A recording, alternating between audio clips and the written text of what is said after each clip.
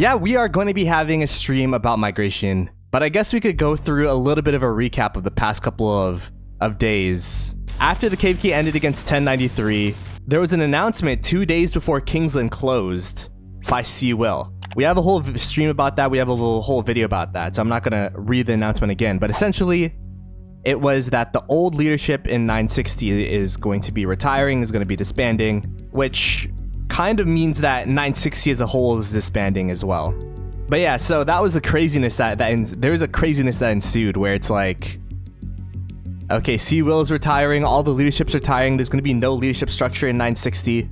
Like, what is the plan now? Because there's no one to lead 960 anymore. And because I thought that 960 was going to collapse, I'm like, I really got to start planning for the future. I really got to start planning for, you know, what we're going to be doing for the account, what we're going to be doing for the channel in terms of content.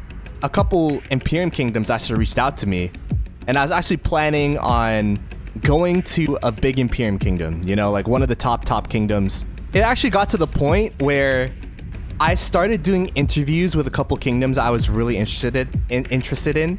And then out of nowhere, a day after Will announced that 960 was disbanding, there's a ping by Mammer, we also have a video about this with Cortex on stream about Cortex taking king.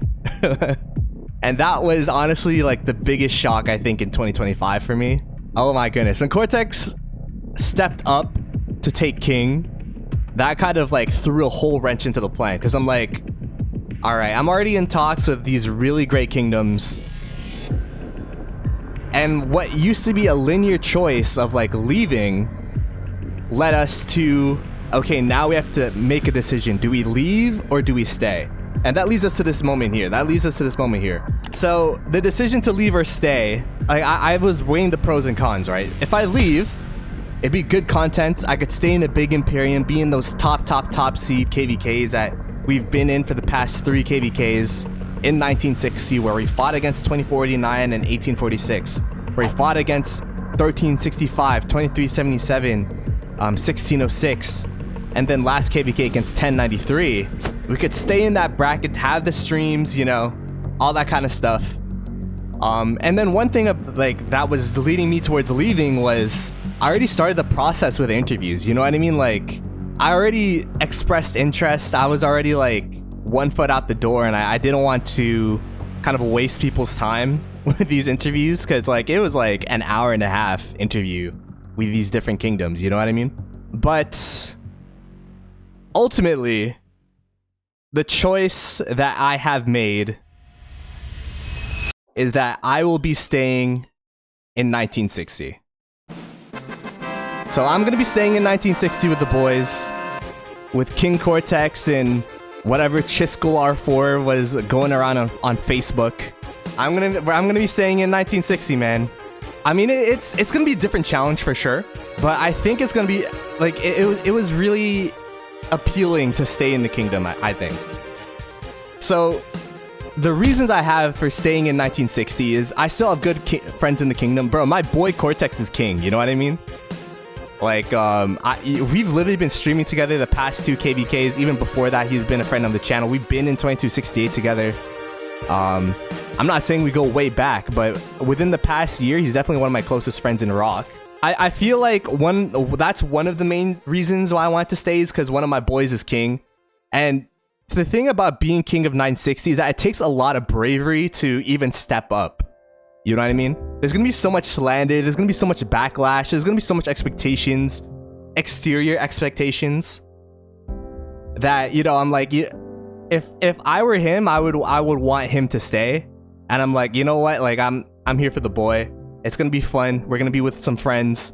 There's going to be a lot of players that leave, but there's also going to be a lot of good players that stay that I know. And I think the smaller group in GT is kind of appealing to me, because I get to know the people more. I get to play with the people more.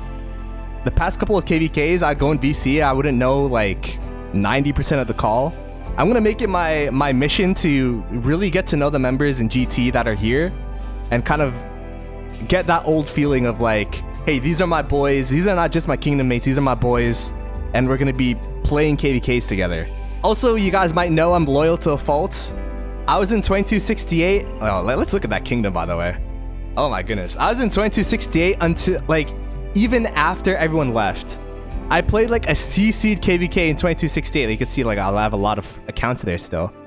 I played a CC'd KVK F2P because everyone left and then the migration for 960 wasn't open yet. You know, I stayed in 2268 until it died. I'm probably gonna stay in 960 until it dies. I didn't want to leave 960 in a time of need.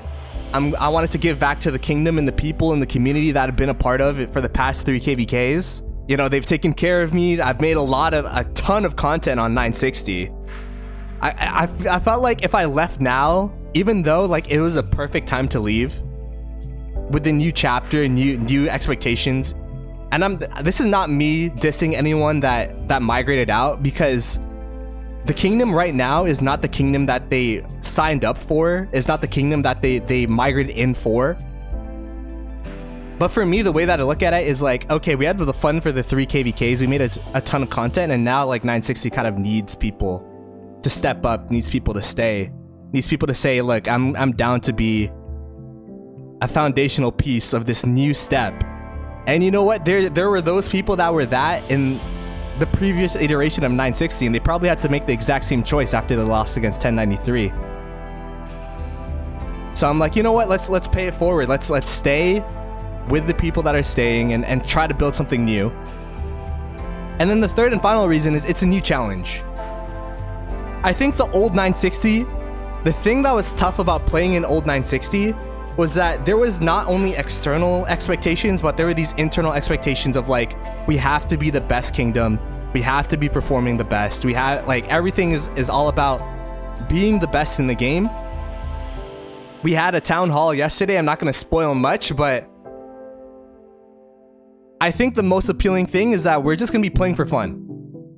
The new 960 isn't aiming to be the top kingdom in the game anymore. As Seawill was talking about, they've been that for the longest time. And now it's all about the enjoyment of the game. It's all about the love of the game.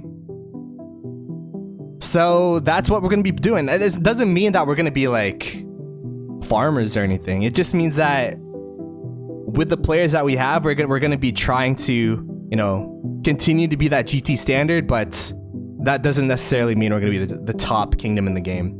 So there's no internal expectations really of that. It's more so just being boys, having fun, just playing Rise of Kingdoms with friends. And for me, that also means like making a lot of content. So there's gonna be more opportunities to find matches. I don't know if you guys remember before last KVK, that was a big concern about some players in 960 after 1093, is that after 2377, we had like 2 to 3 no match founds during the off season. And then we got bailed out by 1093. If we didn't have the 1093 KVK, I think we were going to lose regardless. And 960 was going to disband regardless because we couldn't even play the game anymore. We could still take the hard KVKs with campmates in the future if needed. And, you know, we could potentially build up to becoming a great Imperium, but that's not in the cards for any time soon. And then if anything, like, if it doesn't work out with the new leadership, we could just migrate out a couple months later. So